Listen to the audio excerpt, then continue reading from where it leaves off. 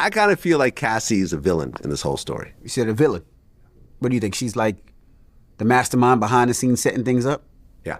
Why do you think that? Well, I mean, a few reasons. Number one, every single male escort that I interviewed, and there was 5 of them. Right. They all said Cassie was a willing participant. She would pick them. She would initiate it.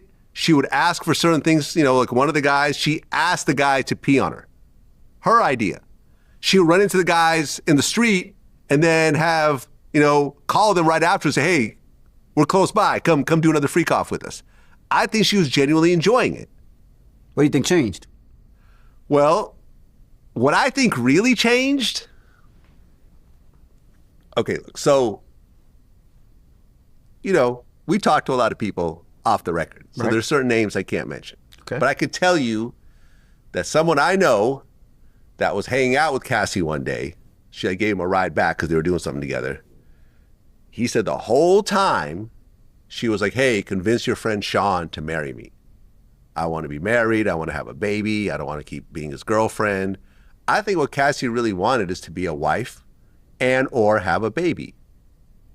And Diddy never gave that to her. I think he just kept her as not really a side chick, but like a freak chick. Mm-hmm. And ultimately the relationship ended and she went into poverty essentially, right? She moved back in with her new husband into her parents' house. He's a personal trainer. There was no money. No more first-class trips. I've run into Cassie in New York before. She would have like the hot new Rolex on. She would have the Van Cleef and, the diamond necklace and the Jimmy Choo shoes. Like she was fresh all the time. All that went away. Cassie's never had a job in her life. Let's just keep it 100. So the money runs out. Diddy's still doing well. Now he's, having babies with someone else. Carisha got a successful show, something she's never had. All the chances, all the studio time, she has songs with Nicki Minaj. She still didn't blow. She saw that and she was like, yo, I'm going to take him for everything he got. She threatened to sue. Mm-hmm. He wouldn't settle. When she did file a lawsuit, he coughed up $20 million. Then she got another $10 million from the Intercontinental. That's $30 million up. Because it's a assault case, it's tax-free. Tax-free, yeah. Lawsuit. $30 million cash. Mm-hmm. I don't have $30 million cash. I don't think you have $30 million cash. This is a lot of fucking money. I don't think people realize how much. This is like 4 generations of wealth. Easy. Easy. After all this, you take the money, then you take the stand against him.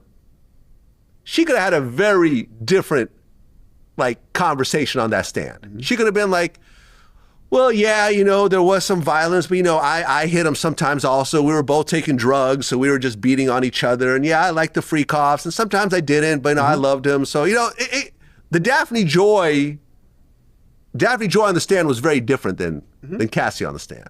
So you trash him on the stand.